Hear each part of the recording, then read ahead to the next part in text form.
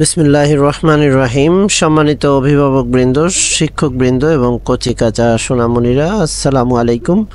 আমার আজকের ভিডিওতে আমি দেখাবো যে 2024 ও 25 সালের ইংরেজি বইয়ের পঞ্চম শ্রেণীর ইংরেজি বইয়ের মধ্যে কি পার্থক্য আছে। তো আমরা যদি স্ক্রিনে দেখতে পাই যে আমাদের হাতের ডান পাশে যে বইটি আছে সেটি হলো 2025 সালের বই এবং বাম পাশে যে বইটি আছে সেটা হলো 2024 সালের বই। পার্থক্য এতটুকুই যে ফ্রন্ট পেজে শুধু ওই শ্রেণীটা সেটা 25 সালের বইতে এখানে লেটারে লেখা হয়েছে রিটেন ফর্মে, আর এখানে যেটা আছে সেটা হলো নিউমেরিক নাম্বারে।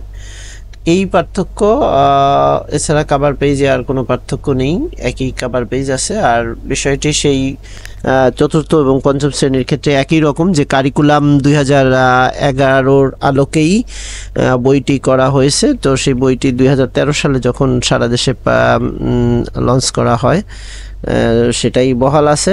তো একটু পার্থক্য আছে যে দ্বিতীয় পেজে আমরা দেখতে পাই যে এখানে লেখকদের নামটা তৃতীয় পেজে চলে গেছে, এখানে লেখকদের নামটা নেই, এটা চলে গেছে আমাদের দ্বিতীয় পেজে, এইখানে চলে আসছে লেখক এবং এডিটরদের নাম।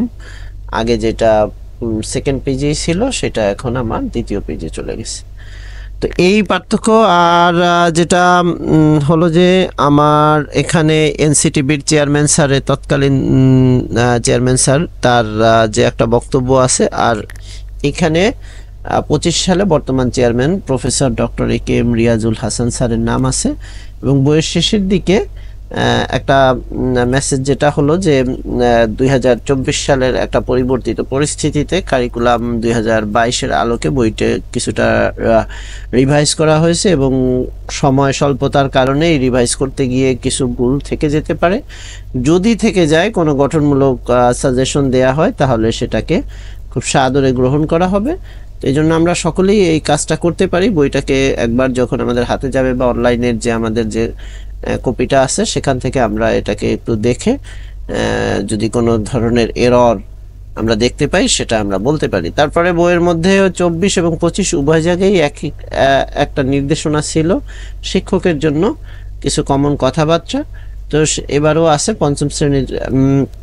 তো আমরা এখানে দেখতে পাই যে একজন শিক্ষক কিছু বেসিক কথা আছে যে ইংরেজি ক্লাসে সে কতটুকু বাংলা বলবেন, বললে কিভাবে বলবেন, আমরা এটা একটু যারা অভিভাবক বৃদ্ধ আছি একটু পড়ে নিতে পারি। কারণ শ্রেণীকক্ষে আমরা শিক্ষার্থীদের যারা একটু হোম স্টাডির ক্ষেত্রে সহায়তা করব তারাও এই কাজটা করতে পারি। অর্থাৎ একজন স্টুডেন্টের সাথে আমি ইংরেজি তে টকিং করাটাই খুব বেশি জরুরি, কারণ এটা কমিউনিকেশন মেথডে ইংরেজিটা বইটা তৈরি করা হয়েছে। যতটুকু না হলেই না তখন আমি ইংরেজি বলবো, কিন্তু আবার এই বাংলা বলতে গিয়ে বিষয়টা এরকম যেন না হয়, সেটা যেন আবার ট্রান্সলেশন মেথড পদ্ধতি না হয়ে যায়। তো এই জন্য আমরা এর সহায়তা আরও বিস্তারিত নেওয়ার জন্য টিজির সহায়তা নিতে পারি। এরপরে আমরা টেবিল অফ কন্টেন্টসে চলে যাই। টেবিল অফ কন্টেন্টসে যদি আমরা দুটো বইয়েরই টেবিল অফ কন্টেন্টসটা দেখি তাহলে আমাদের বোঝা যাবে, একটা একটু হ্যাবে লুক করে যাই। টেবিল অফ কন্টেন্টসে কোনো পার্থক্যই নাই।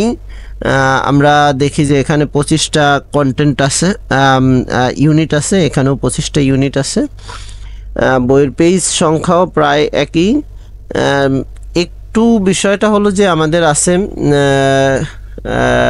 কি বলে যে 19 নম্বর ইউনিটে, unit 19 the liberation war museum.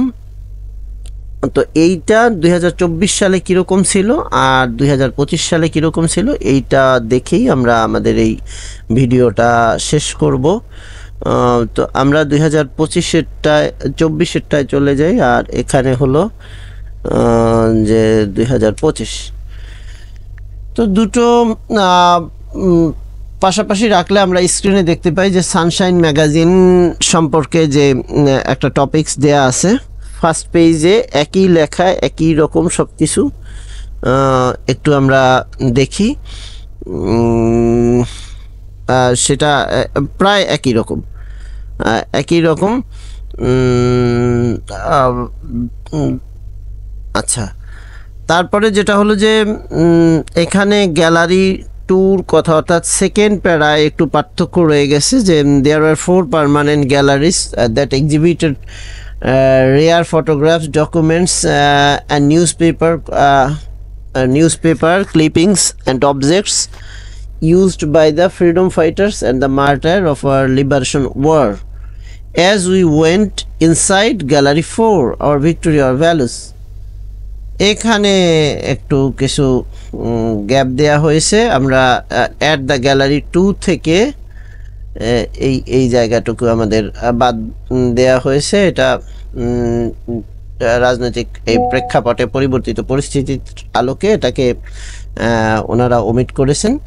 Review committee তারা মনে করেছেন যে এটা থাকবেন না।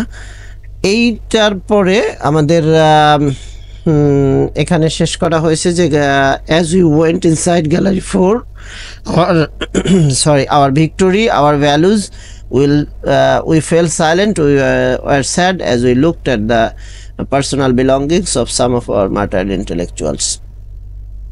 তো এইখানেই এই অধ্যায়টা শেষ করা হয়েছে 2024-এ, যেটা ছিল যে এরপরে আরও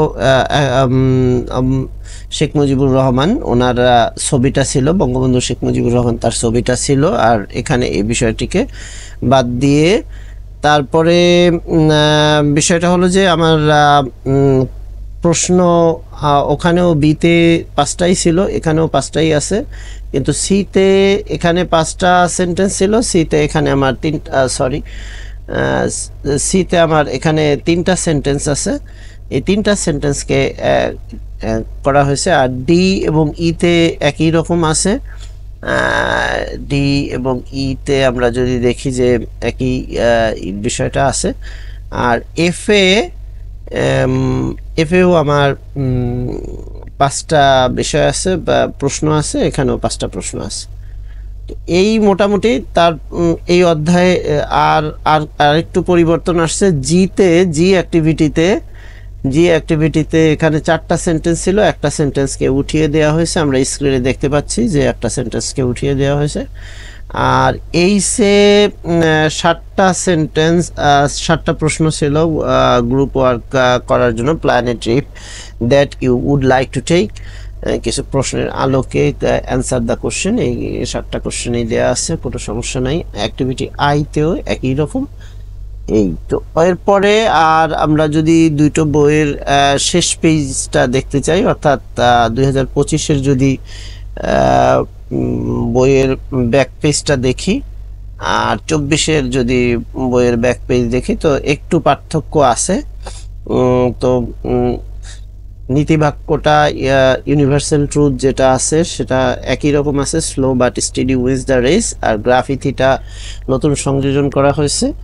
গ্রাফিতে লেখা আছে যেটা যে আমরা স্ক্রিনে দেখতে পাচ্ছি, power education is the most powerful weapon which you can use to change the world.